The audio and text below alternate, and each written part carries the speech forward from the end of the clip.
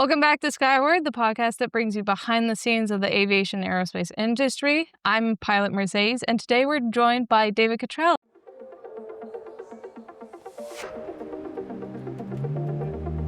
The captain has turned on the seatbelt light. Please take your seat and fasten your seatbelts. Thank you. David, thank you so much for coming on today. Thank you for the invitation. It's a privilege to be here. Really appreciate you being here. So we're going to get started with giving a brief overview of your aviation career connection. What have you done? Well, aviation, I started much later in life. I grew up never even dreaming of being able to be an aviator. Never looking at the skies. Saw the skies and you know what? Grew up in a little town and no airports, no airplanes, so didn't even think about it.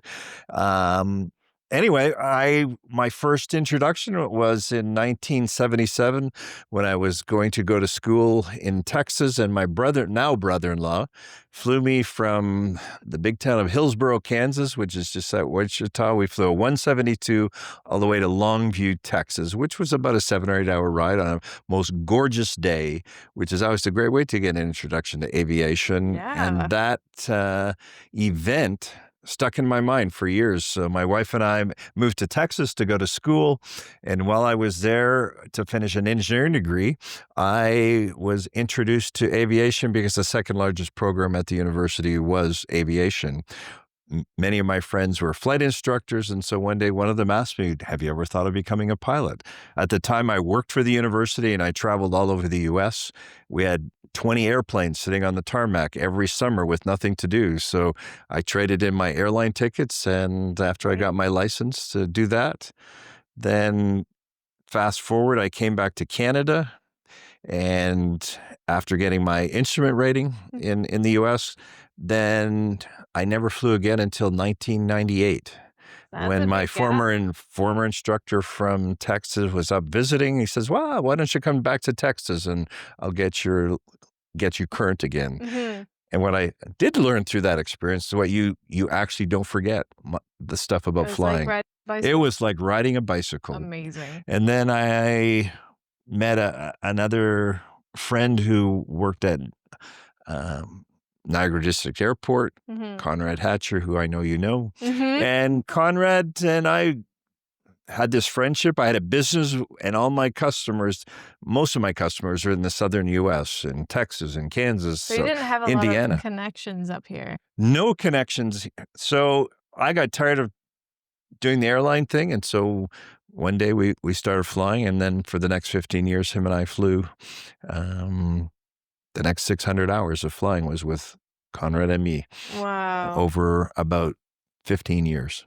That is a lot of time flying together. It was an amazing experience. And looking back, it was just an incredible privilege. And just a part of my life that I would have never dreamt growing up, that would become such a significant part of our lives. It's a really special part, too. It really is. Yeah. And fortunately for me, my wife embraced that. In fact, my wife took ground school with me when we were at school. Ground school with you? And that's amazing. It really was. It was, she thought, if I'm up there, I should know something about it. If you die, at least will know who to call or whatever. Oh. And I'll never forget the first trip after I got my license. I had to fly up to Indianapolis in February. And as you know, having flown in Florida, you don't think of weather too much in February. It's just nice days. So we were sitting in class, and I remember our instructor looking at my wife saying, are you going with Dave to Indianapolis tomorrow? He said, oh, no, I have to study. And he says, you've got a 4.0. I think missing 3 days of school is not going to hurt. So he humbled her into coming. Oh. And so, we flew from Longview to Indianapolis. It was freezing cold and snow drifts everywhere, landing at Indianapolis International Airport. And quite the experience. It really was. But that also taught me that probably I was going to have to get more ratings. Oh, yeah? Yeah. The taste was there. It was. You hungered for more. Oh, absolutely. Because coming home, we had a low ceiling. It was only about 2,000 foot. So we were at 1,500 feet all the way back to Texas. And it's like, okay, I guess we're not going to have VFR weather No. every time I fly. No. But IFR, the instrument rating definitely expands your it horizons really a does. little bit. And, privileged to fly out of an airport in Longview that was a training airport for American Airlines. It had 3 major runways, the longest being 10,000 feet. And every IFR approach you can imagine, a 24-hour tower. So it was best training ground you could have asked for. It was. And I think the privilege of doing it at a university setting where the ground school was so monitored, and it just would have been different, I guess, if I just would have gone to a local airport to be trained, because it was so structured, and the people who taught, like our key instructor, he was a bush pilot from Alaska.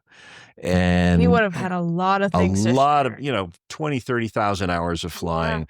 And just the little tips you get when you're in that setting is something that is invaluable and has saved my life probably many times. Little things like, when you run into weather, just go back to where the good stuff is. And that happened to me right after. It is. And when you're in that situation, the first time I flew an IFR flight, I was going to Florida. We're on our way back, landed in Alabama, Meridian, Alabama for fuel, got an update on the weather report, clear all the way to Longview. We're over Jackson, Mississippi, which is only about 45 minutes out. And all of a sudden, all of these thunderstorms are starting to build. This is long before we had radar in our cockpit. I'm talking to Memphis, and I'm saying, I just heard that Jackson Airport had been shut down because of thunderstorms. Oh, and I'm goodness. like 40 miles from there, and all I see is a wall of black clouds. And all of a sudden, and we're flying at 10,000 feet, and suddenly we're getting closer, and all of a sudden, everything went weightless in the airplane. And we were having 1,500 foot up and down drafts. And so I'm asking Memphis, I said, how long are we going to be in this weather for? And he said, sir, I can't really tell you. It's a long way. So it's like, okay, I remember the thing, turn around, go back to the good weather. And that's exactly what we did. Because I had tell the tale. I've had too many friends who did the opposite, and they paid the ultimate price. So all that training is so invaluable. I mean, one time we were flying out of a little tiny, I think it was 2,800 or 3,000 foot runway in Kansas. Wow. Fully loaded, hot summer day. And I remember the training says, you know what, when you're on those, you're going to be tempted to pull back on that yoke before you're at speed, and you're going to crash. And I waited till probably the last 200 feet, and we had enough airspeed, and we lifted off, cleared the trees at the end of the runway. But those are things that pop in your mind instantaneously because you've had good training. So for me, it was really, they do stick with you. And it's amazing how the brain works, that at the right moment, it comes back. And so that's, for me, it was great training, being at a university setting like that. Yeah. So how far did you get with licenses and ratings? So never dreamed of going as far as I did. I thought, oh, just get my pilot's license, fly VFR weather. But because I was flying so much with the school, and you learn even in the South that there are days you're going to need an instrument rating. So I did start my instrument rating. I finished it literally the week before we moved back to Canada. And got close there. Oh, it was well planned. Okay, well planned. Not because I knew when I was leaving, and I knew I was ready to do it. It was a matter of getting an instructor to do it for me, and that all worked out. Thinking I'd come back to Canada and they would just hand me my licenses from the U.S. And as you know, it just doesn't work out that way. So then I had a 15-year hiatus where I refused to go and comply with the Canadian regulations, because I said, I already know how to fly those airplanes. I don't have to do it all again. Yeah. But I finally broke down when I started to fly in my business career, because we were traveling, 1,000 miles at a time. And it's like, you had no choice. So I eventually went back and got my Canadian IFR rating. And then we flew a little bit into Indiana and whatnot, we were flying a 182, and it's like, it takes forever, especially when you get into a 40-mile-an-hour wind head on and you're doing 70 miles an hour. You might as well be You down might as on the well be- freeway. Yep. And so it was time to upgrade. So we started, looking at twins. So I then eventually got my twin engine rating. Okay. So yeah, I have. And you did that in the States? No, or I you did that in Canada. Okay. I did that in Canada because at that point in my life, I didn't think we'd be moving back to the U.S. And I'm not sure if the U.S., if it goes the other way, is easy or not. I don't know. I haven't had to do it that Yeah. way. So you and I have sort of had the same journey Yeah. together on that part of it. Definitely. So it was, never thought I would fly a twin engine aircraft. In fact, when I was just learning, I was halfway through my IFR rating when I was working for the college. We were flying to Pennsylvania in a 421, and my instructor, who was the head of our flight program at LeTourneau, asked me if I wanted to sit right seat. And so I said, sure, I'll do that. And I sat there and looked at all those gauges and all those buttons he's pushing. And it's like, I could never fly this thing. Never did I ever dream that not only would I fly, but I'd own one. And so. Which is quite the jump.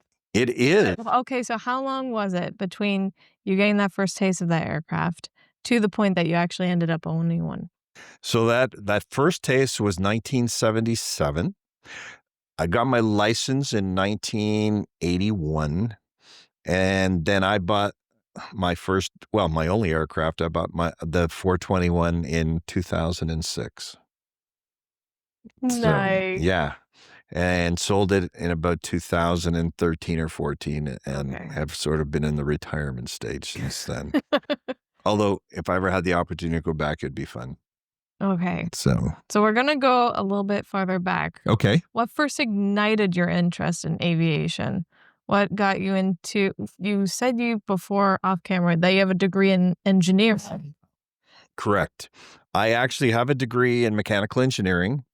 And before that, I'd only ever flown probably twice in my life. Like commercially? Commercially. I worked at a camp, and one of my buddies that I golfed with lived in Ottawa. One lived in London. And back then, that was probably 1973 or 4, you could fly from Hamilton to Ottawa for $27 return. Oh, man. Yeah. Not sure how they did that and pay for gas. But anyway, so that was because my family didn't travel whatsoever. And my dad was into boating. And so he was in the Navy during World War II. But very different than then this it was, guy. but taking that first flight with my brother-in-law from Kansas to Texas, just, I don't know, it makes an impression that basically percolated until I had the opportunity to actually even do it, because my wife and I, we got married and went to school. We'd often go down to the airport on Saturday morning and have breakfast just to watch the planes take off. And back then, I don't know if you've ever experienced this, but they'd have all the tower communications in the restaurant. So you'd listen to the tower, which was always fun to do that. Probably they don't do that anymore. Or it might depend on where you go. Yeah, I don't know. I know they're back then that was a pretty common thing, But so why did you guys choose to do that every Saturday? So obviously she had a little bit of an interest in aviation too then. You know what? Again, she was with me on that trip to Texas. So she was willing to always go along with all these crazy ideas I had. And that was one of them. And that's why she took the ground school. And then after I got my license, she flew with me several times to Florida. Okay. Her brother-in-law that lived in Kansas, we would often fly up there because it was about a 2.5-hour flight versus a 9-hour car ride. Yeah. And one thing at LeTourneau, we had brand new Piper Warriors.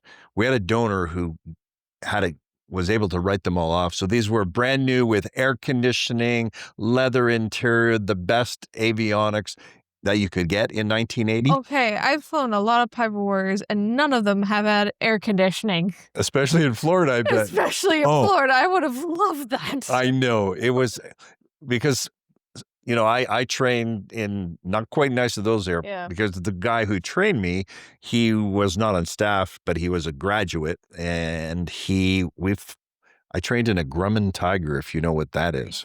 No idea what that is. You know what? It's a little four-place, but it has a glass canopy over the top that Ooh. slides back, and you feel like you're flying in the Getting Air into Force or something, or getting which into is a spaceship. wonderful. Yeah, except as you know, in the South when it's 110 degrees outside It's and an there's easy way to get a sunburn. oh my goodness, did you sweat when you were up there doing that until you got about 10,000 feet? But the planes we had at the university were, yeah, the nicest you could expect.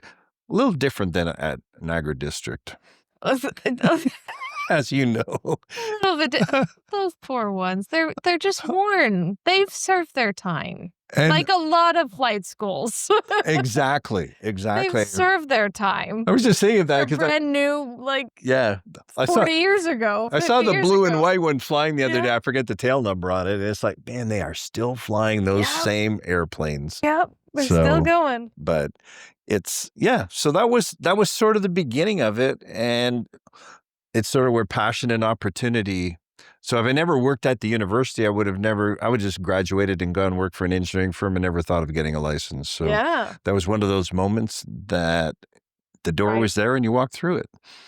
Did your And wife ever end up getting a license? I know you said no, she did the she grad school. never had an interest in actually learning how to fly, but at least she understood the systems. She understood a little bit when the controllers were what was happening. She understood weather, Yeah. because that, as you know, that's one of the major things that you learn, especially at that level.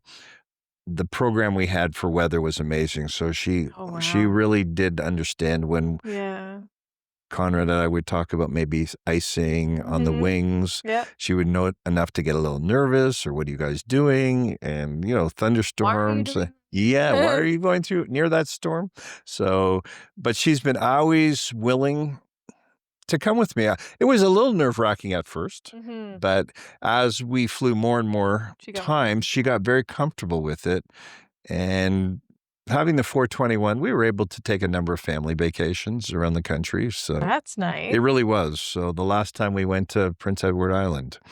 So So from St. Catharines to all the way to Prince Yeah. PEI. yeah. That's Which- a long trip. Yeah, it was, I want to say it was 6 hours or something. Okay. Maybe a little less, because we didn't have to fuel on the way out. We did on the way Mhm. home because you were with the wind.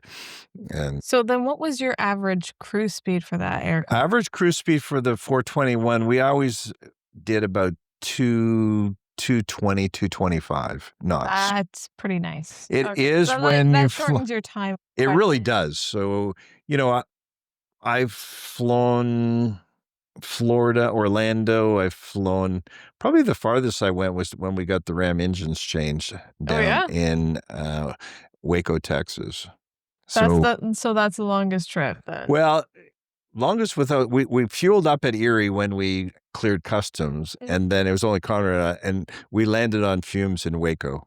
But we had this amazing tailwind, and it was just over 6 hours. Oh gosh. So it was a long way. And now, Conrad, I didn't go on any of these trips. We have flown it 3 or 4 times to Kelowna Okay. and back. That's quite the distance yeah. as well. We had a customer who wanted to go out there for some reason. Okay. And so that was, but, we always went to Indiana, sometimes the Chicago area, down to, had customers just outside of Austin, Texas, and as far into Mississippi, Alabama, some parts of Florida, Georgia. All over So, the place. All over the place. It was one great memory was just flying down the top of the Smoky Mountains when we were going down, because I had a big customer in Memphis, and it's outside of Memphis. So it was on a gorgeous day. You could just see everything. Yeah. It's well, as you know, it's just such a different view when you're. It's the best at the- office yeah. out there. It is. And that 421, it was right up to 29,000 feet. So we often would fly at 22, 24, Yeah. 25,000 feet to get above weather. So it wouldn't have taken you as long to get up to 25,000 feet as the Piper gets to 8,000. Probably something like that. Of course, the higher you get, it's a little bit slower climb. Yeah, But no, it was, most of the time it was in the 18 to 20,000 just to get above the weather. Yeah. It always depends on winds aloft and where you're going. course. I do remember the first time my son was living out in north of Thunder Bay. And I forget the name. Anyway, it was North of Thunder Bay. That's totally fine. yeah. And it's a little mining town up there. He was doing fish and wildlife stuff. And so that was the first trip I ever took. And I remember coming home, there was, I think it was 80 or 90 mile an hour winds aloft. And so we did climb up to 25,000 feet. Took us 5 hours to go out there. It took us 3.5 hours to come home. You saved a lot of time with that wind. It really is. So and to fly in a pressurized aircraft was really a unique experience too. It takes a lot of the noise out of flying a little You don't have to hear a piston engine into your ears the entire time. You don't. But also having a good headset took that. Yes, the Bose noise canceling headsets. They were a godsend. Yes. Absolutely. So thankfully, I've never had to really do my training without those, so I can't imagine having.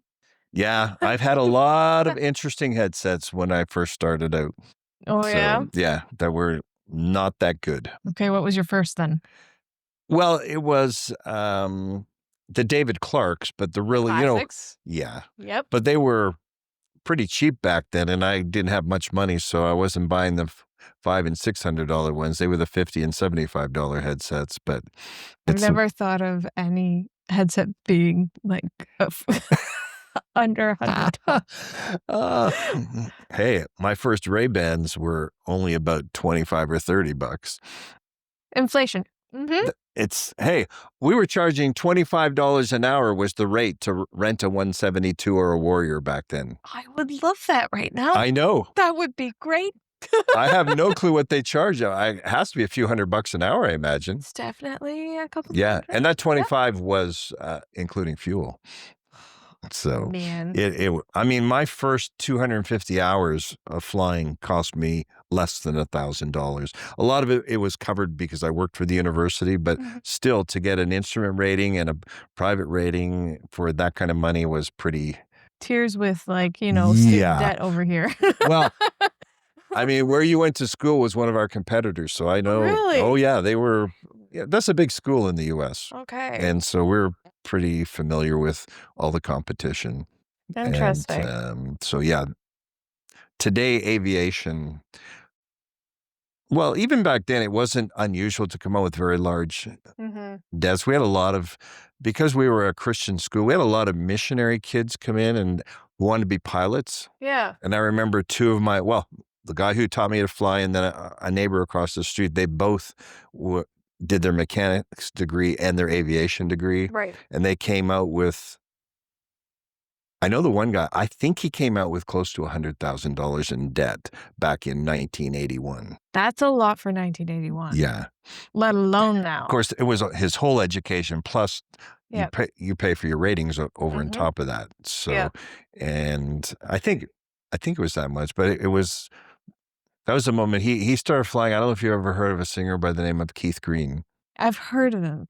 Yeah. Keith, I saw his ministry base was right near the university, and he'd come over and sing at the university all the time.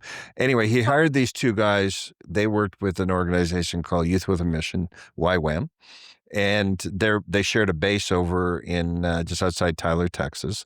And when these two guys started working with Keith, they were his pilots at the time because he was a big name singer back in the 70s. Right. And he paid their debt off. No way. He did. And that's quite generous of him. It really was incredibly generous. And I had the privilege of being there right before we left Texas for one of these guys. His wife was pregnant. Keith's wife threw them a baby shower and we were ready to go over. But 6 weeks after that, Keith had just bought a 421 and he overloaded it in Texas on a hot sunny day. And I thought it was my friend, but anyway, it crashed and was killed with one of his sons. And there was 9 people on board. It was just, Horrible. it was. I remember the news and I thought for sure it was one of my friends, but they had just hired a brand new pilot who actually flew for the Air Force. So I don't understand why he would allow that. Just a weight and balance thing. Yeah. And so, Shows you how important weight and balance you know what? is. No It's matter, true. No matter the size of aircraft, no matter the conditions. It's something we always never want to do, but it's absolutely critical. I can relate. It's not something you want to skip. No, absolutely. Absolutely, for sure. So, Oh, well, generous moment, but also horrible end. oh, you know what? There's lots of great stories that came out of that, but it's, a lot of lessons to be learned at the same time. it's true. And I think, again, that's where the training, my next door neighbor was, I'm not sure what, when people do dumb things when they're flying, but you never know the parameters of what happened that day.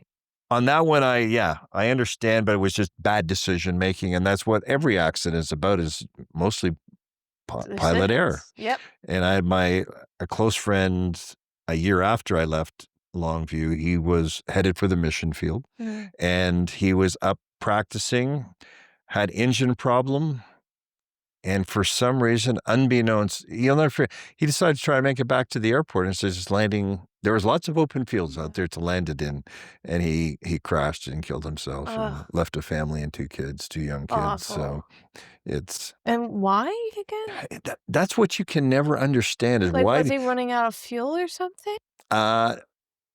No, there was it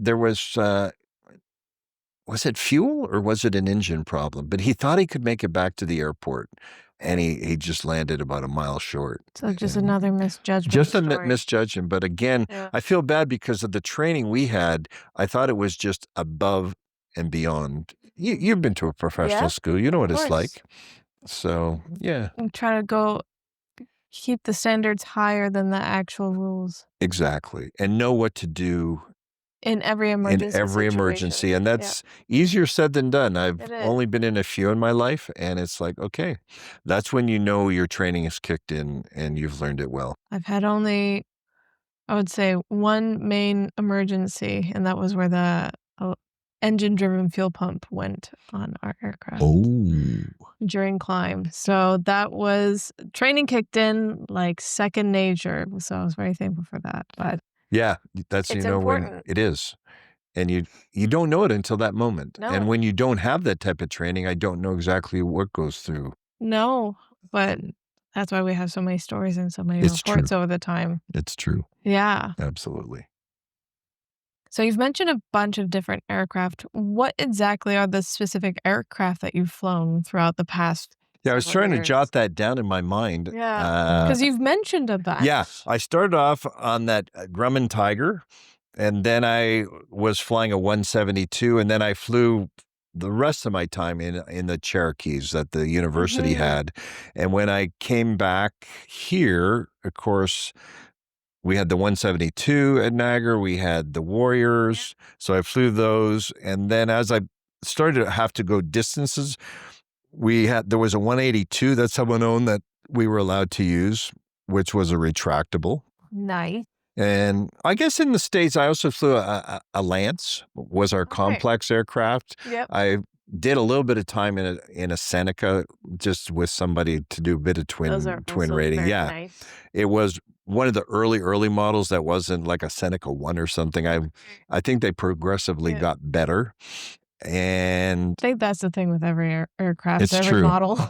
It's true. So I flew a couple complex Pipers down in the States. Here, eventually, when I started going more distance, when the funny story is we were going to Indiana one day, and it was raining like crazy, and the front co-pilot seat, all of a sudden broke.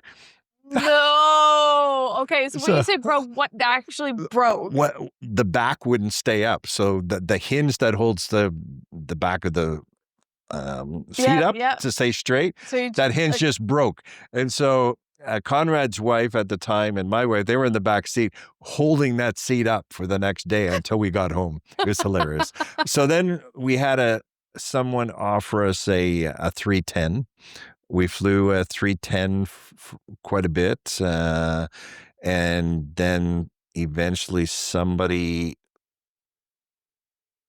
I guess eventually then we ended up getting a 421 that somebody owned out on the airport. We flew that for a couple years. So when you say And 421, are you talking like a Cessna 421? a Cessna 420, I'm sorry. Yeah. No, it's all good. And then I was looking to buy an airplane at that time, and I thought I would end up maybe with a Cessna 414. We had actually gone out to Edmonton, beautiful Cessna 414, and then the bank and I couldn't come to an agreement on how we were going to pay for it. Then fast forward 2 more years, all of a sudden this Cessna 421 was sitting in Toronto up for sale for it turned out to be a lot less money because at the time I was going to get the Cessna 414 and the Canadian dollar was like at 68 cents. So it was like a fortune because everything's bought and sold in US dollars. So that's how I ended up with the Cessna 421. Had that from 2006. So for the last 7 years of my flying career, that's what we flew. So why did you end up buying it? What was the reason for buying the aircraft? I think I had put the idea off for a long time because I didn't know if I could afford it or not. But it came to the point that to find an aircraft that would do the job we needed to do because of where I was going, they just weren't, there was nothing to rent in the peninsula. Interesting. And what was rentable was not in very good shape. We had a few experiences where, you'd end up someplace and spend an extra day because they had to be fixed. So that was probably the impetus to do it.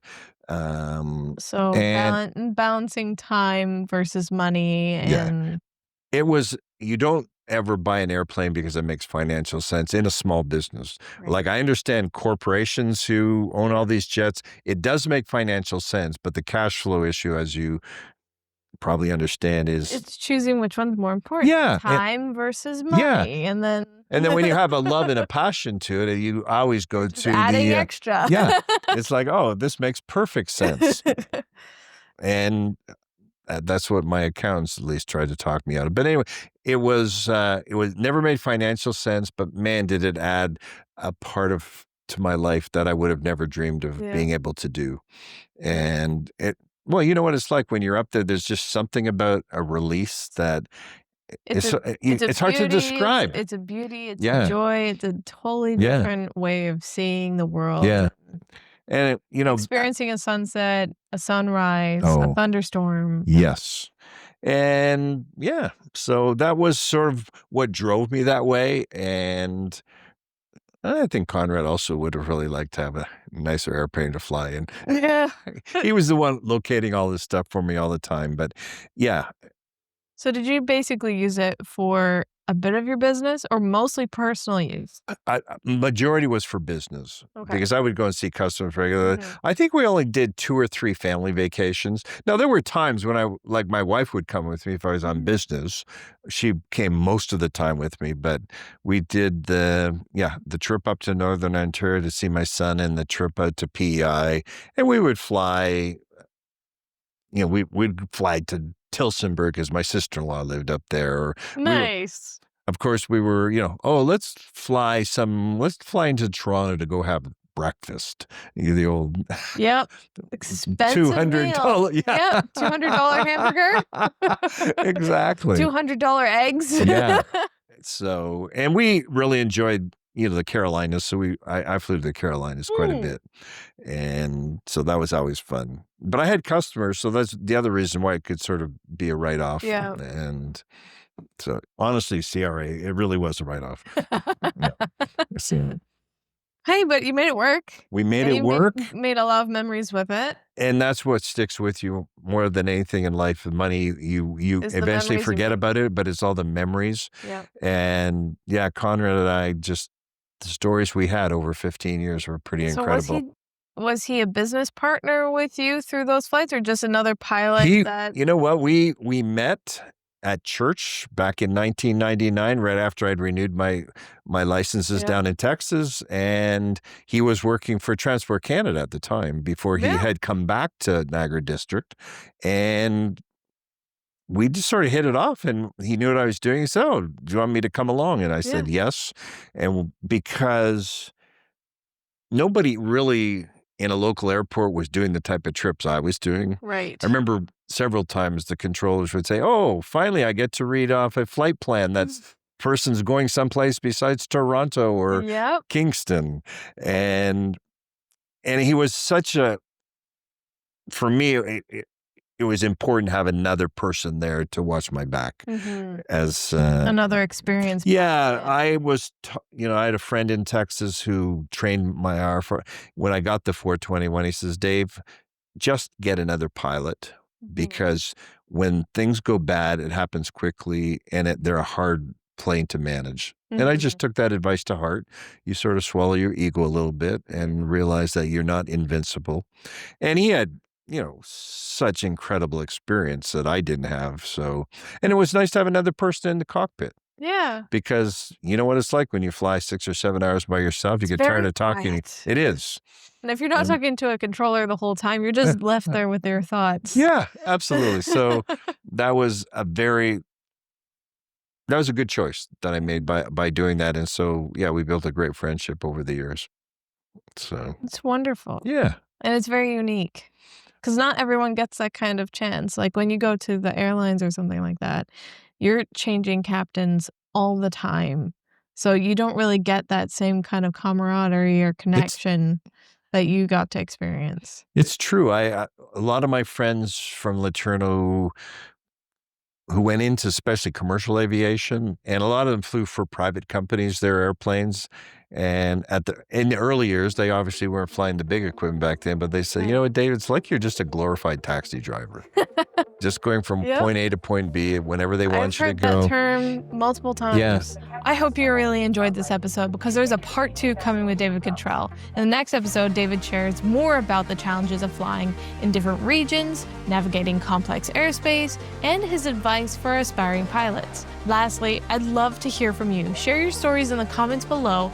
Thanks for joining me, and remember to fly high, dream big, and keep exploring the skies. I'll see you in the next episode. Thanks for tuning in. If you enjoyed this episode, please share it with a friend. To those listening on Apple, Spotify, or other listening platforms, please remember to follow and hit the notification button so you'll never miss an episode. Check out the Skyward YouTube channel to watch the video recording of each episode. And don't forget to follow on all social media platforms to stay up to date. Lastly, if you have a story or know someone who does from the aviation aerospace industry, email the podcast at info@skywardpodcast.com. Your support means the world. Thanks for tuning in.